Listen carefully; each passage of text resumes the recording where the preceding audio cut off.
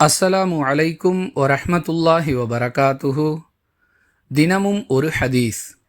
ரசூலுல்லாஹி ஸல்லல்லாஹு அலைஹி வஸல்லம் அவர்கள் தங்கள் குடும்பத்தாருக்கு வீட்டு வேலைகளில் உதவியாக இருப்பார்கள்.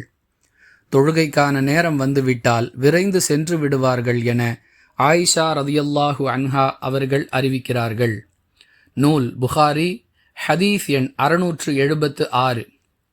அன்பிற்குரிய அல்லாஹுவின் நல்லடியார்களே, வீட்டு வேலைகளை செய்வது பெண்களுக்கு மட்டுமே உரித்தானது என்ற எண்ணம் பெரும்பாலான ஆண்களிடம் இருப்பதை பார்க்கிறோம். அதிலும் தௌஹீது பேசக்கூடியவர்கள் என்று தங்களை தம்பட்டம் அடித்துக் கொள்ளக்கூடியவர்கள் இது விஷயத்தில் மிக பலவீனமானவர்களாக இருக்கிறார்கள். தங்களால் இயன்ற அளவிற்கு வீட்டு வேலைகளில் பெண்களுக்கு உதவியாக இருக்க வேண்டும். அல்லாஹுவின் தூதர் ஸல்லல்லாஹு அலைஹி வஸல்லம் அவர்கள் இது விஷயத்தில் நமக்கு முன்மாதிரியாக இருந்திருக்கிறார்கள் என்பதை கூட பொருட்படுத்தாமல் இருக்கிறார்கள். அன்பானவர்களே, அல்லாஹுவின் தூதர் அவர்களை விட நாம் எந்த வகையிலும் உயர்ந்தவர்கள் இல்லை.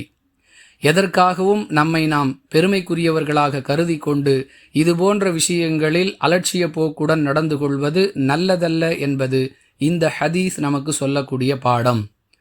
எல்லா வேலைகளையும் இழுத்து கொண்டு செய்ய வேண்டும் என்ற அவசியம் இல்லை. குறைந்தபட்சம் நம்மால் எந்த விஷயத்தில் ஒத்துழைப்பு தர முடியுமோ அவற்றிலாவது வீட்டு வேலைகளில் குடும்பத்தாருக்கு உதவியாக இருப்பது நல்ல பண்பு. வாஹிரு தஅவானா அனில் ஹம்துலில்லாஹி ரப்பில் ஆலமீன். அஸ்ஸலாமு அலைக்கும் வரஹ்மத்துல்லாஹி வபரகாத்துஹு.